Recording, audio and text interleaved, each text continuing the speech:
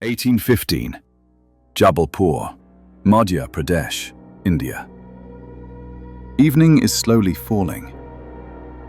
From a distance, a group of travelers advances along a dusty path, carrying both hope and fear, moving toward their destination through the darkened road.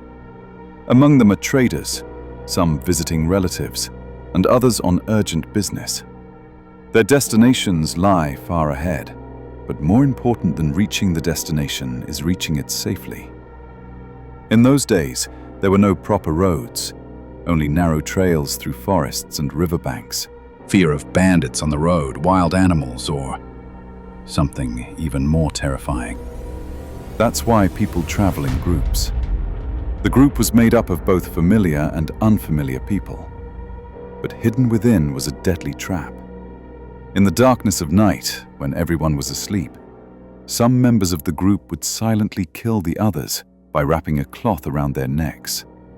They were not mere travelers, they were thugs. And their weapon, not a sword, not a gun, just a piece of cloth. But the knot in that cloth was tied in such a way that it could take a life within moments. The thugs were known as the Kings of Cruelty. According to records from the East India Company at the time, this secretive group of assassins had killed nearly 40,000 innocent people. Some researchers believe the number may have exceeded 2 lakhs, an unbelievable sea of blood. They would first murder unsuspecting travelers, bury the bodies underground, then steal their gold, jewelry, and money before vanishing swiftly into the darkness. As a result, the identities of the victims were lost to time, a tale of unseen terror. They had secret signals and sacred oaths. The Thuggee gangs functioned like a closed community, where the craft was taught from birth within families. Revealing these secrets to outsiders was strictly forbidden. One thug could easily recognize another, while ordinary people had no idea they were traveling alongside messengers of death. This cruelty continued for years because they were so precise in their actions that no one suspected a thing. At that time, India was engulfed in political turmoil.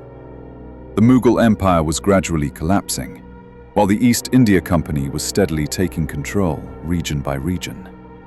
Amid this chaos, the thugs emerged as invisible kings, spreading across roads and paths like shadows of fear. But in 1820, the story took a different turn. Captain William Henry Sleeman, an officer of the East India Company, was stationed in Jabalpur. One afternoon, he went out for a walk along the banks of the Narmada River. Suddenly, some local villagers stopped him and said, "Sahib, don't go any further. No one ever returns from that path."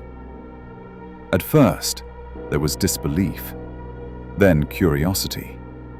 Back at the office, Sleeman began investigating. As he dug through old files, he discovered that many people had gone missing along certain specific routes. There were no signs of robbery, no bodies found, only vanished travelers. During the course of the investigation, a suspect was caught, someone who confessed to being a thug. Slowly, the secret world of the thugs began to unfold, their signals, their rules of killing, and their methods of hiding bodies. Sleeman had stepped into a dark and complex labyrinth where death waited at every turn.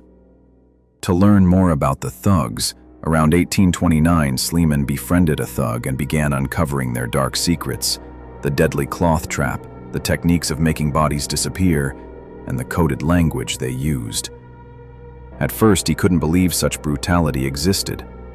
But by 1830, Sleeman led a major campaign against them. Many thugs were captured, some were sentenced to death by hanging, while others received life imprisonment. And thus came the end of a terrifying chapter, the reign of the thugs. Yet even today, if you walk along the banks of the Narmada, you might still feel a chilling tale floating in the air. A story tied in the knot of a cloth.